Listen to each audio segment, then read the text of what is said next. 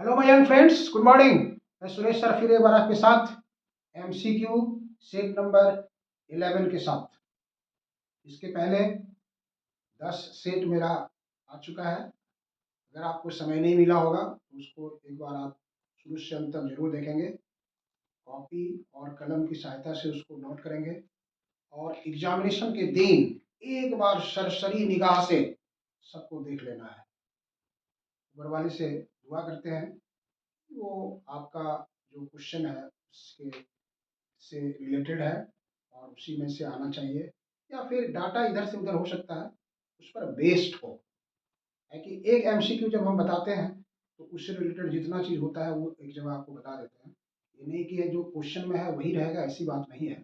उसके आगे पीछे ऊपर नीचे बाएं दाएं थोड़ा सा घूमते भी रहना है नजर नजर, ताकि आप उसको पकड़ सकते हैं। चलिए आइए देखते हैं। सेट नंबर 11 का पहला क्वेश्चन आज हमने क्या लिया है? हमने लिया है कार्नो इंजन की दक्षता किस पर निर्भर करती है? The efficiency of A Carnot engine depends upon which factors? किस पर डिपेंड करता है? एक है स्रोत का ताप, टेम्परेचर ऑफ सोर्स, सिंक का ताप, टेम्परेचर ऑफ सिंक, स्रोत और सिंक दोनों का ताप और कार्यकारी पदार्थ, temperature of both source and sink and working substance. आप कार्नोट इंजन के बारे में एक बार पढ़ लेंगे, उसमें देखेंगे 3 टर्म होता है। एक सोर्स होता है जहाँ से हीट सप्लाई होता है, एक वर्किंग सब्सटेंस होता है कार्यकारी पदार्थ जिसको कहते हैं, और एक सिंक होता है जिसका टेम्परेचर कौन सा कहाँ से हीट सप्लाई करता है और कैसे आता है। इसलिए वहाँ पर फार्मूला आपको बताया गया होगा, 3 तरह का फार्मूला वहाँ पर आता है। तो इसका जो इफिशियंसी डिपेंड करता है सोर्स और सिंक दोनों के टेम्परेचर पर डिपेंड करता है, इसलिए इसका option number C is correct. C is correct. Temperature of both source and sink, स्रोत और सिंक दोनों के ताप पर निर्भर करता है। चलिए क्वेश्चन नंबर 12, सीपी और सीवी के लिए इसमें से कौन सा फॉर्मूला सही है? Which one is correct for CP and CV? अब सीपी क्या है, सीवी क्या है आपको जानना चाहिए। CP is specific heat of gas, molar specific heat of gas at constant pressure. CV is at constant volume, वहां आपको पढ़ाया गया होगा। सीपी और सीवी में CP is greater than CV, CP जो होता है सीवी से बड़ा होता है। यहीं पर एक क्वेश्चन और भी आता है, जब सीपी सीवी से बड़ा होता है, आपको एक बार बार बार कहा जाए कि एक क्वेश्चन से रिलेटेड जितना आता है एक जगह पर हमारी कोशिश होती है कि उसको हम एक बार एक जगह बता दें। जैसे अभी आपने देखा यहाँ पर CP is greater than CV, तो जब बड़ा है तो दूसरा क्वेश्चन इसमें भी आपको हमने डाला है किसी न किसी वीडियो में, सीपी माइनस सीवी अगर ये बड़ा है और ये छोटा है then this is equal to R, gas constant कहते हैं। गैस कांस्टेंट से भी रिलेटेड क्वेश्चन एमसीक्यू डाला है। और फिर एक और आ सकता है कि CP upon CV, that is called gamma, specific heat of gases दोनों का रेशियो जो होता है वो गामा के बराबर होता है। तो एक एमसीक्यू ये जो है इस पर आधारित 2-3 एमसीक्यू आ सकता है। तो हमने कोशिश की है सबको एक साथ लेने के लिए। चलिए क्वेश्चन नंबर 3 देखिए, किस युक्ति के द्वारा ऊष्मा को यांत्रिक कार्य में बदला जाता है? The device which converts heat into mechanical energy, क्या कहा जाता है उसको हम लोग? हीट इंजन बोलते हैं और क्या बोलते हैं? The device which converts heat into mechanical energy that is called heat engine. जिस युक्ति के द्वारा ऊष्मा को यांत्रिक कार्य में बदला जाता है उसको हम लोग ऊष्मा इंजन कहते हैं, हीट इंजन उसको कहते हैं। क्वेश्चन नंबर 4 और 5 जो है वो फिर एक तरह का है। क्वेश्चन को पूछने का ढंग अलग अलग हो सकता है, इसलिए हमने उसको फिर एक जगह लिया आपके लिए। क्वेश्चन नंबर 4 देखिए क्या कहता है। क्वेश्चन नंबर 4, निम्न ताप वाली वस्तु से उच्च ताप वाली वस्तु में ऊष्मा का प्रवाह स्वतः नहीं होता है। ऊष्मा का प्रवाह स्वतः नहीं होता है। यह ऊष्मा गति का कौन सा नियम है? यह ऊष्मा गति का कौन सा नियम है? Heat can not flows from body at low temperature to body at high temperature spontaneously. This this is which laws of thermodynamics? या कौन सा लॉ ऑफ थर्मोडायनामिक्स में आप पढ़े हैं? 0th law of thermodynamics, first law of thermodynamics, second law of thermodynamics, zeroth law में क्या था? Zeroth law gives the temperature of definition. First law में क्या था? First law follows the conservation of energy. Second law flows of heat बताता है आपको कि लो टेम्परेचर से हाई टेम्परेचर अपने आप में नहीं हो सकता है, इसलिए this is second law of thermodynamics. यह ऊष्मागति का द्वितीय नियम है। किस वैज्ञानिक ने इसको कहा था कि लो टेम्परेचर वाले बॉडी से हाई टेम्परेचर वाले बॉडी की हीट फ्लो नहीं करता है? सेकेंड लॉ ऑफ थर्मोडायनामिक्स को एक्सप्रेस करने के लिए विभिन्न वैज्ञानिकों ने अलग अलग तरीके से इसको डिफाइन किया है। ये कथन जो है, ये स्टेटमेंट कि heat can not flow from body at low temperature to a body at high temperature, ये किसका स्टेटमेंट है? ये स्टेटमेंट है इसका क्लॉसियस का। This is the statement of Clausius. Clausius के द्वारा ही हीट लो टेम्परेचर में फ्लो करता है। चलो बच्चों आगे बढ़ते हैं। Question number 6। यहाँ एक इक्वेशन दिया गया है, x equal to A T minus B T square में x डिस्प्लेसमेंट है, विस्थापन है, और t समय है। तो इसमें a और b का डायमेंशन क्या होगा ये निकालना है।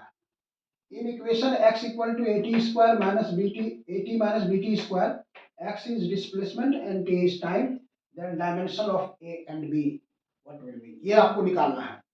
तो ये आप पढ़े थे वहां पर इक्वेशन ऑफ होमोजेनिटी, आप याद रखेंगे इक्वेशन ऑफ होमोजेनिटी। यहाँ पर हम इस इक्वेशन को लेते हैं और ये निकालते हैं इसका डायमेंशन। तो आप देखिए यहाँ से क्या होता है। सो एक पोर्शन को हम यहाँ पर मिटा रहे हैं। ये इक्वेशन आप यहाँ देख रहे हैं, x इक्वल टू लिखा हुआ है, x equal to A T minus B T square. तो इक्वेशन ऑफ होमोजेनिटी क्या कहता है? इस पूरे का डायमेंशन इसके बराबर होना चाहिए और फिर इस पूरे का डायमेंशन इसके बराबर होना चाहिए। तो जब इसको आप इसके बराबर कर देंगे तो A T will be x, और तब ए बराबर क्या होगा? X by T. एक्स क्या है? डिस्प्लेसमेंट एल है, और ये क्या है? टी, इसलिए एल टी माइनस वन। ये हो गया ए का डायमेंशन। ए का डायमेंशन हो गया एल टी माइनस वन। और बी में आएंगे तो क्या करना पड़ेगा आपको? इसको लेना पड़ेगा। बी टी स्क्वायर को एक्स के बराबर करते हैं हम लोग। तो बी टी स्क्वायर को अगर आप एक्स के बराबर कर देंगे यहां से, जब बी टी स्क्वायर को आप x के बराबर कर देंगे, B T square equal to X, then b will be x by T square.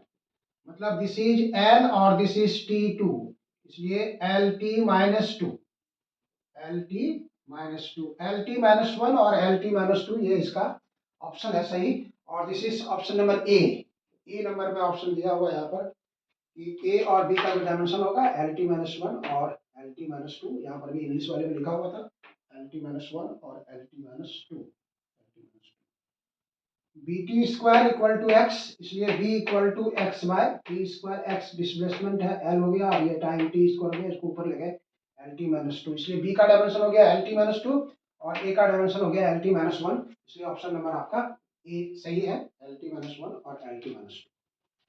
Question number 7 में आइए। क्वेश्चन नंबर 7 जो है that is also from dimensional formula. Dimensional formula से ही ये रिलेटेड है।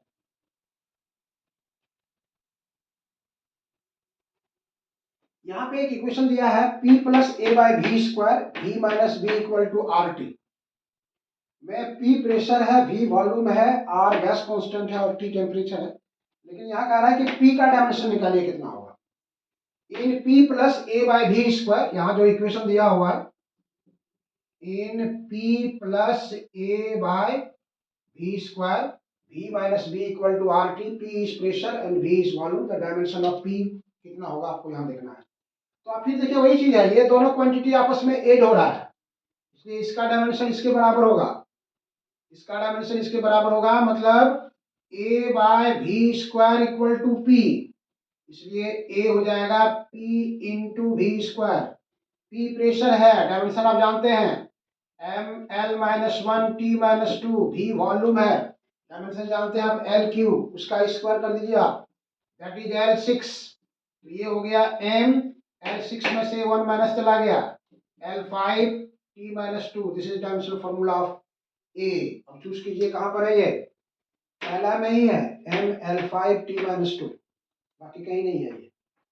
यहाँ L -5 है, यहाँ L है, ये यहाँ पर है, इसलिए option A is correct. Option A is correct. Question number 8 में देखिए क्या कहते हैं, यदि a equal to this and b equal to this then find the value of a dot b। यहाँ पे वेक्टर का प्रॉब्लम से a बराबर दिया हुआ है और b बराबर दिया हुआ है, तो आपको a और b का डॉट प्रोडक्ट निकालना है। ए और बी का डॉट प्रोडक्ट निकालना है। तो डॉट प्रोडक्ट निकालने का आसान सा तरीका जानते हैं कि सामने सामने फैक्टर को खाली मल्टीप्लाई कर दीजिए।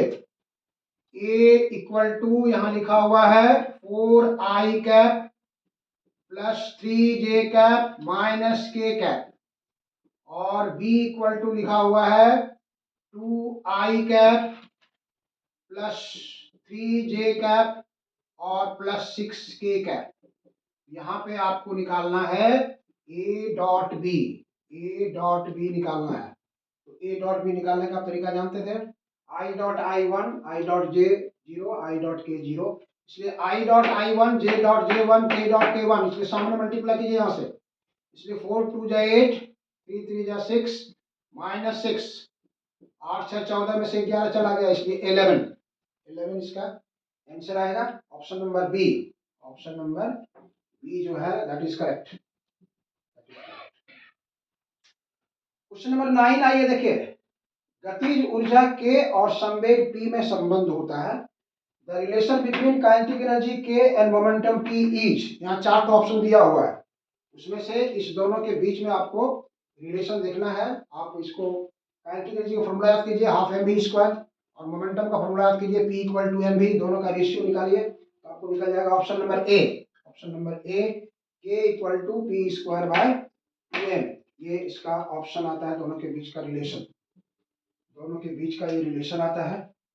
क्वेश्चन नंबर 10 आइए देखिए, क्वेश्चन नंबर 10, एक एसएचएम में गतिशील कण का आवर्तकाल और डिस्प्लेसमेंट आयाम मैक्सिमम डिस्प्लेसमेंट दिया हुआ है, तो उसका मैक्सिमम वेलोसिटी कितना होगा। क्या कह रहा है, the time period and amplitude of A particle moving in SHM is 0.05 second and 4 centimetre respectively, then its maximum velocity will be। SHM मतलब सिंपल हार्मोनिक मोशन, सरल आवर्त गति।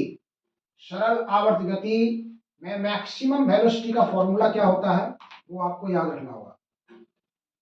सिंपल हार्मोनिक मोशन का जो फॉर्मूला है आप एक बार उसको रिकॉल कर लेंगे, सारा चीज डिस्प्लेसमेंट का क्या होता है, वेलोसिटी का क्या होता है, एनर्जी का क्या होता है, एक्सेलरेशन क्या क्या होता है, फॉर्मूला याद कर लेंगे सारा चीज। यहाँ पर आपको टी दे दिया है, यहाँ पे आपको टी दिया हुआ है 0.05 सेकेंड और मैक्सिमम एम्पलीट्यूड दिया हुआ है 4 सेंटीमीटर। 4 सेंटीमीटर। टाइम क्या निकालने के लिए कहता है, मैक्सिमम वेलोसिटी वी मैक्स निकालना है। V max equal to omega A, ये फॉर्मूला होता है, आपको याद रखिए इसको, omega A. Omega equal to 2 pi by T into A, इसलिए यहाँ पर हम वैल्यू पुट कर देते हैं, वी मैक्स 2 पाई, ये हो गया 0.05 यहाँ दिया हुआ है, और ए हो गया आपका 4 सेंटीमीटर। 4 रख दीजिए वहां से, 4 वहां से रख दीजिए, तो आपको ये क्या हो जाएगा, ये ऊपर ले जाइए दशमलव, 2 पाई इंटू 10⁻² बाय 5 इंटू 4, 2 पाई 10⁵ into 4।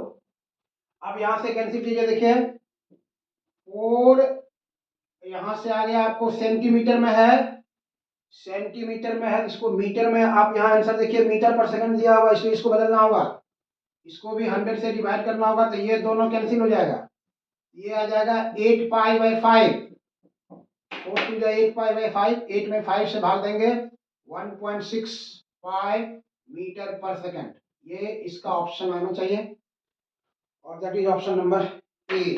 1.6 metre, 1.65 metre per second, 1.65 metre per second, ये इसका ऑप्शन है, इसलिए ए इज करेक्ट। चलिए आगे बढ़ते हैं, क्वेश्चन नंबर 11, एसएचएम में गतिशील कण का आवर्तकाल होता है। The time period of A particle moving in SHM, देखिए आज का जो MCQ है उसमें SHM सिंपल हार्मोनिक मोशन, सरल आवर्त गति को हमने टच किया है, इसलिए इसको थोड़ा सा फोकस डालिएगा।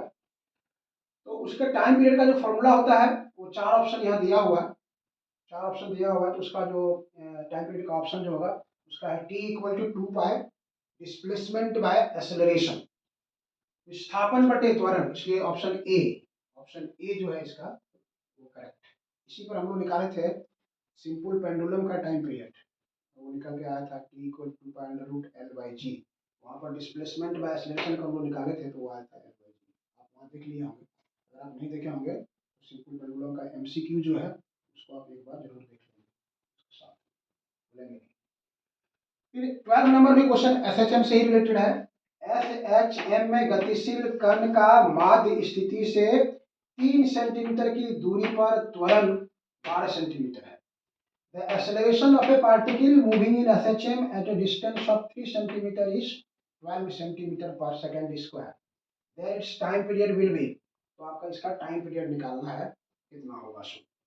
तो हम लोग इसको निकालने के लिए क्या करेंगे, टाइम पीरियड का जो फॉर्मूला है उसको पकड़ लीजिए आप यहाँ से, देखिए क्या होता है सो। यहाँ पर आपको x दे दिया है, x इज 3 सेंटीमीटर, और त्वरण दे दिया है आपको f दिया हुआ है यहाँ पर पे 12 सेंटीमीटर पर सेकेंड स्क्वायर। टाइम पीरियड निकालना है आपको, याद रखिए यहाँ से।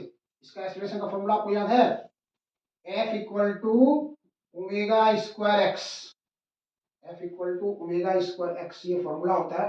यहाँ पर आप जानते हैं कि एक नेगेटिव साइन रहता है, नेगेटिव साइन बता रहा है कि डायरेक्शन जो है डिस्प्लेसमेंट के अपोजिट में आएगा। तो यहाँ से आप ओमेगा निकालिए, ओमेगा यहाँ से निकालिए, ओमेगा स्क्वायर, देखिए मैग्नीट्यूड हम हटा लेते हैं, यहाँ से ओमेगा स्क्वायर बराबर हो जाएगा एफ बटे एक्स, और तब ओमेगा बराबर हो जाएगा अंडर रूट एफ बटे एक्स। एफ का वैल्यू यहाँ दिया हुआ आपको, देखिए 12, और ये है 3, ये हो गया आपको 4, 4 का स्क्वायर रूट कितना आ गया, 2 आ गया, मतलब ओमेगा इक्वल टू 2। और ओमेगा का फॉर्मूला क्या होता है, omega is equal to 2 pi by T, इसलिए टी इक्वल टू 2 पाई बटे ओमेगा, ये हो गया 2, और पाई का वैल्यू आप जानते हैं 3.14, और ओमेगा का वैल्यू कितना निकला 2, 2 कैंसिल, इसलिए कितना आया आपका 3.14 सेकेंड। देखिए ऑप्शन कहाँ पर है, ये option number A, option number A is correct, 3.14 second. बिल्कुल क्लियर हो जाए, कोई दिक्कत नहीं है। अब आइए क्वेश्चन नंबर 13। एम द्रव्यमान का एक पिंड के नियतांक के स्प्रिंग से लटकते हुए एसएचएम में गति करता है, तो उसका टाइम पीरियड का फॉर्मूला क्या होगा। सेम ऑप्शन है, सेम तरह का फॉर्मूला है, यहाँ से बिल्कुल नई चीज से कि आपको मतलब यहाँ जरूरत नहीं है। एक बॉब है, इस तरह से एक वस्तु है, ऐसे यहाँ पर एक स्प्रिंग लटक रहा है, स्प्रिंग लटक रहा है, इसका कांस्टेंट क्या है, इसको आप यहाँ से, इसका मास m है, बॉडी का मास m है, इसको निकाल छोड़ देंगे तो ये एसएचएम में ऊपर नीचे गति करेगा, इसका ऊपर नीचे थोड़ा सा नीचे जुड़ जाएंगे। तो इसका टाइम पीरियड का फॉर्मूला होता है, इसके लिए उसी ढंग से निकालेंगे, तो T equal to 2 pi under root M by K, M by K का ये फॉर्मूला आपको आएगा यहाँ से, इसलिए option number is B, B is correct, B is correct, option B जो है वो करेक्ट। क्वेश्चन नंबर 14 में आइए, किस ऑर्गन पाइप की ध्वनि मधुर होती है, the sound of which organ pipe is melodious. दो तरह का ऑर्गन पाइप है, ऑर्गन पाइप किसको कहते थे, फूक कर बजाने वाला जो यंत्र होता है उसको ऑर्गन पाइप कहते हैं। बांसुरी है, शादी ब्याह वाला में बैंड पार्टी वाला जो बजाता है वो है। आप कलम का एक ढक्कन लेते हैं, इसको फूकते हैं, यहाँ से आवाज निकलती है। तो इसमें क्या है कि एक कलम के ढक्कन में एक इंड बंद है, इसलिए उसको कहते हैं बंद ऑर्गन पाइप, क्लोज्ड, क्लोज्ड। और बांसुरी वगैरह में क्या है कि दोनों तरफ से खुला रहता है, उसको कहते हैं open end organ pipe, open end organ pipe. तो कहते हैं किसका साउंड सबसे सुनने में अच्छा लगता है, क्लोज्ड वाले का या ओपन का या दोनों का या इसमें से किसी का नहीं। तो बांसुरी वगैरह का साउंड बहुत अच्छा सुनने में लगता है, मतलब open in organ pipe is more melodious. क्यों होता है, इसलिए कि उसमें जो फ्रीक्वेंसी है सब तरह का उपस्थित है, मतलब ऑड इवेन सब, लेकिन ओपन क्लोज वाले में क्या होता है, सिर्फ ऑड हार्मोनिक्स प्रेजेंट रहता है, 1 3 5 7 9, लेकिन उसमें 1 2 3 4 सब रहता है। इसलिए open in organ pipe, open in खुले ऑर्गन पाइप की से उत्पन्न ध्वनि जो होती है वो अधिक मधुर होती है। क्वेश्चन नंबर 15 आइए देखिए। 15 है, दो ठो हमारे पास फ्रीक्वेंसी है, यहाँ कह रहा है देखिए, N1 और N2 आवृत्ति की दो तरंगें से प्रति सेकंड उत्पन्न विस्पंदों की संख्या किसके बराबर होगी? द नंबर ऑफ बिट्स पर second produced by two waves of frequency N1 और N2 इज इक्वल टू। तो दो सोर्स ऑफ साउंड अगर एक साथ आप किसी मीडियम में भेजोगे तो उसमें उसके साउंड में उतार और चढ़ाव होता है। तो एक उतार और एक चढ़ाव के बीच को हम लोग कहते हैं बीट्स, और that is equal to difference in frequency. जिस दो सोर्स से वो बिट्स उत्पन्न हो रहा है, बिट्स को हिंदी में हम लोग विस्पंद कहते हैं, तो प्रति सेकंड उत्पन्न विस्पंदों की संख्या दोनों स्रोतों के आवृत्ति के अंतर के बराबर होता है। Number of beats produced per second is equal to difference in frequency of both sources. इसलिए डिफरेंस कहाँ पर है, ये सी में है, ये सी में ऑप्शन है ये, इसलिए option number C is correct. आपको वीडियो कैसा लगा? आप इसको लाइक करना, सब्सक्राइब करना और शेयर करना कभी नहीं भूलेंगे। मैंने आपको बार बार कहा है कि ये मेरा MCQ सेट नंबर 11 था। इसके पहले 10 ठो आपकी सेवा में पहुंचा दिया गया है। एग्जामिनेशन का फीवर बच्चों को चढ़ते जा रहा है। आप कंटिन्यू उसके साथ बने रहिए और उसको एक बार सरसरी निगाह से देख करके एग्जाम में अपेयर होइए। भगवान की दुआ है कोई कष्ट आपको नहीं होगा। उसी पर आधारित थोड़ा बहुत इधर हो सकता है, लेकिन मैक्सिमम क्वेश्चन आपको टच करेगा। फिर हम आपके साथ मिलते हैं अगले वीडियो में। Thank you.